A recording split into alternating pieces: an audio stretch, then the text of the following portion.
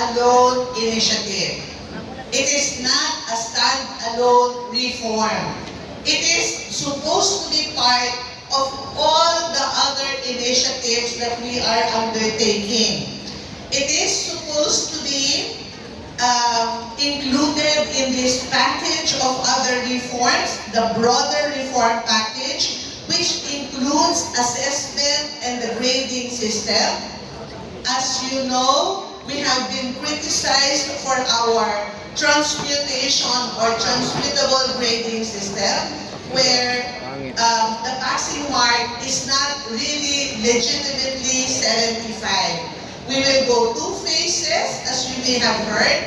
First, 70 will be equal to 75 until we reach the next year where 75 is equal to 75. In so doing, we will be assured that a child, a learner who gets a 75% mark would really have the basic competencies already.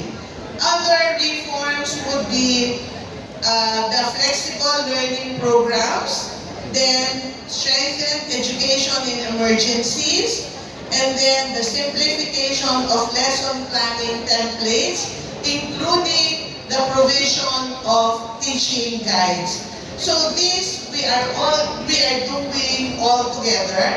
And once again, let me say that the 3-term school calendar, as represented by that figure on the upper right-hand corner, is not a stand-alone initiative. It is not supposed to solve all the problems that we have. It is very difficult to answer some questions raised by some people. For example, some people say, yan ba ang magsosolve ng kakulangan natin sa classrooms? Yan ba ang magsosolve ng congested classes? Siyempre po, hindi. Di ba? Meron din po mga nagsasabi na, wag na muna yan. Itayo muna natin lahat ng kulang na classroom bago natin ipasok ang mga ganyang reform. Actually po, with the 165,000 classrooms that we lack, kung yun lang po, actually it's more than that, no? But 165,000 classrooms, and the target of DepEd this year is 24,000 classrooms, na yun po ay kinakayod talaga natin na ma-deliver sa ating bayan. If we divide 165,000 by 24,000, that would have meant 7 years in the making.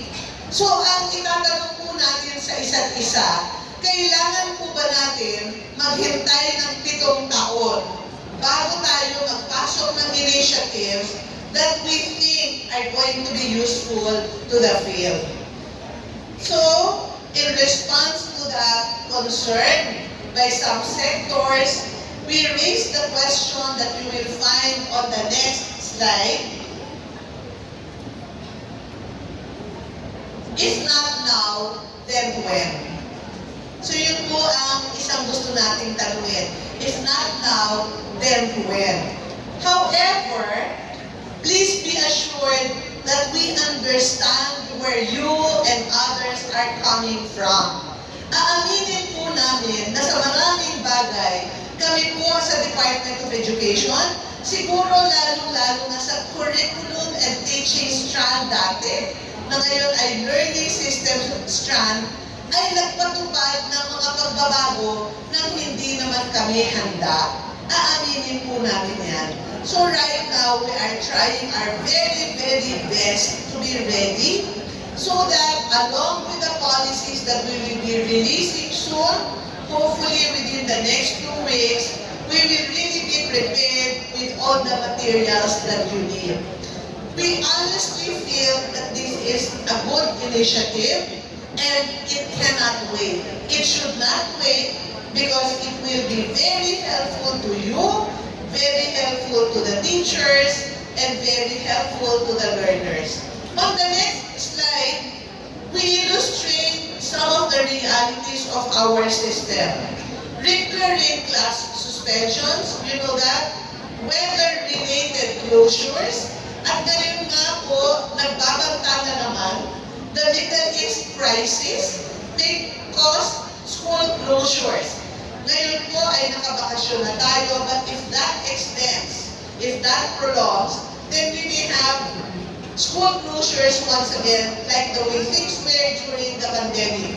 And you know the things that happened because of that.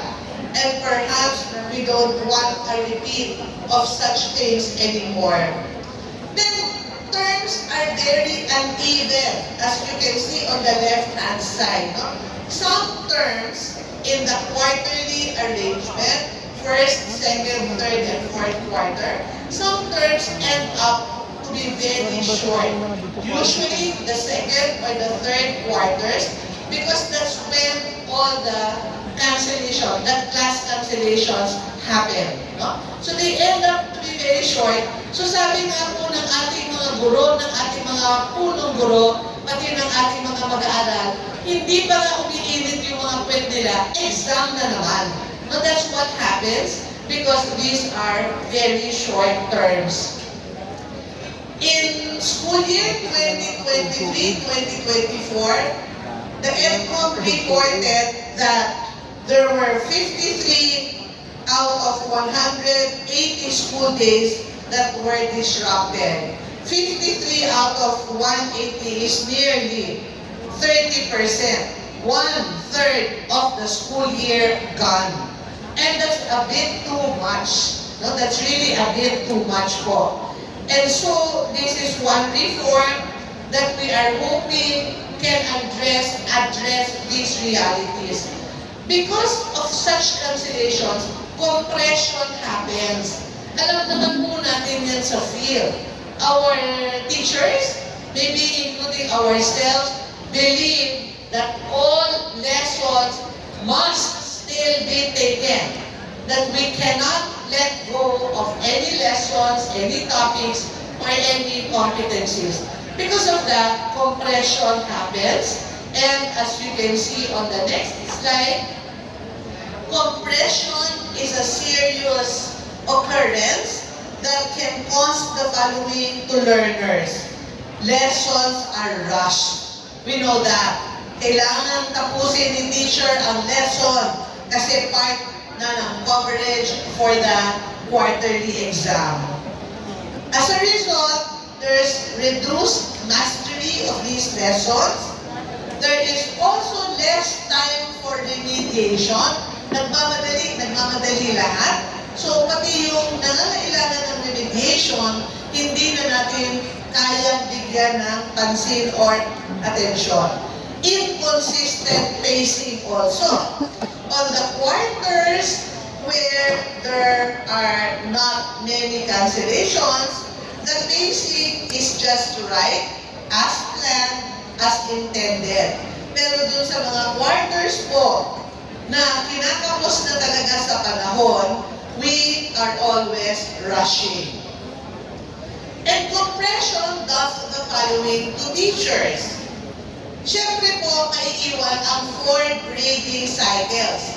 4 na beses pa rin tayo kailangan mag-correct ng mga papel at mag-grade. Kasi mayroong 4 quarters. Thus, there are 4 reporting peaks. Yung hell days na tinatawag natin, no? Yung hindi ka naman pumahog kasi kailangan tapusin lahat ng mga marka. And the preparation of reports overlap with instruction days. And what does that do to our teachers? Certainly, our teachers have to work beyond usual working hours. And that's also true for our principals, for yourselves. Let me give you an overview of the 3-term school calendar in the next slide. So, ang gusto po nating mangyari ngayon, imbes na 4 quarters, magkakaroon na lang tayo ng 3 terms. And kindly, all our school heads here, let us kindly commit ourselves to refer to this as the 3-term school calendar. Huwag na po nating tawagin trimester. Unang-una po, yung trimester usually ginagamit sa pagbubuntis. At hindi po natin gusto mangyari na i-extend lang natin yung kahulugan na yun. 3 trimesters because there are only 3 parts to that. Pero ang isa pong gusto natin ituwid, yung paniniwala ng mga galing sa college na ang application natin ng 3-term school calendar ay parang trimester. Na ang bawat asignatura, bawat subject area ay tinatalakay lang sa isang trimester at hindi na uulitin sa mga susunod na trimesters. Hindi po natin gagawin yan sa basic education. So, kung ang learning area ay mathematics, it will not just be taken for 1 term. It will still be 1 school year long. English po, it will not just be taken for 1 term, it will still be 1 year long. Ganito po ang mangyayari sa ating 3-term school calendar. No? There will be 3 parts. First term, second term, third term. There will be 2 parts in each term. The green, which is our instructional block, and then the orange, which will be our end of term block. Yung instructional block po, hopefully, no? Kung lahat po tayo magko-commit sa intention ng initiative na ito, will really concentrate on teaching and learning.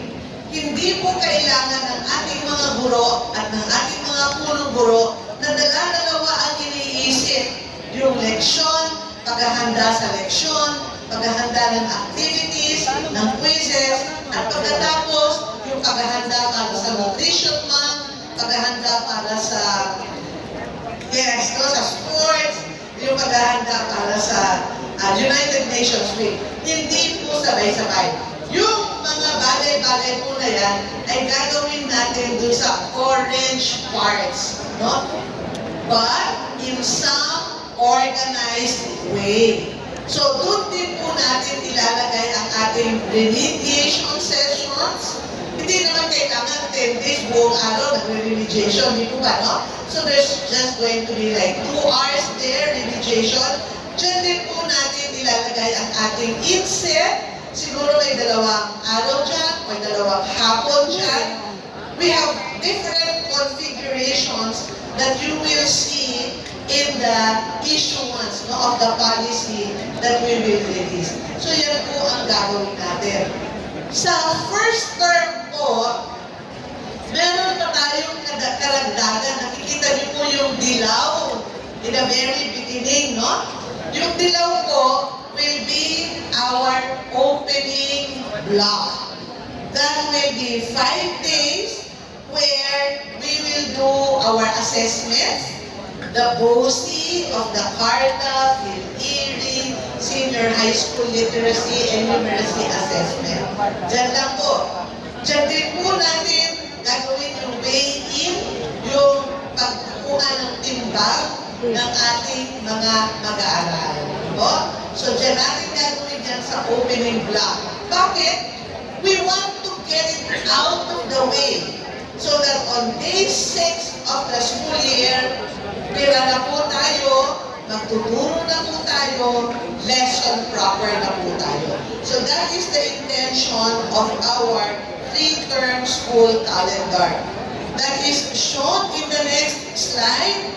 So once again, we have a 5-day opening block. We have an instructional block ranging 54 to 61 days, and then an end-of-term block of 6 to 10 days. Diyan din po tayo pwede kumuha ng araw kung sakasakaling kailangan natin palitan ang sobrang cancellation of classes. Kung dumating po ang isang division or isang region sa puntong yan, pwede po tayo kumuha dyan. You will see more of this details, the application details in the issuances. On the next slide, you see what there, no? What will happen on the orange blocks, no? I saw Ma'am kanina mentioning about activities, no? The sports activities, at ganyan po. That's where school and division level activities shall be scheduled and implemented at the end of terms 1 and 2. We can have regional level activities conducted at the end of terms 2 and 3. And then national level activities will be conducted at the end of term 3, including the summer break or the break between the 2 school years. There's a summary on the next Wala kayong slide. cart na This yung one po itulak-tulak? has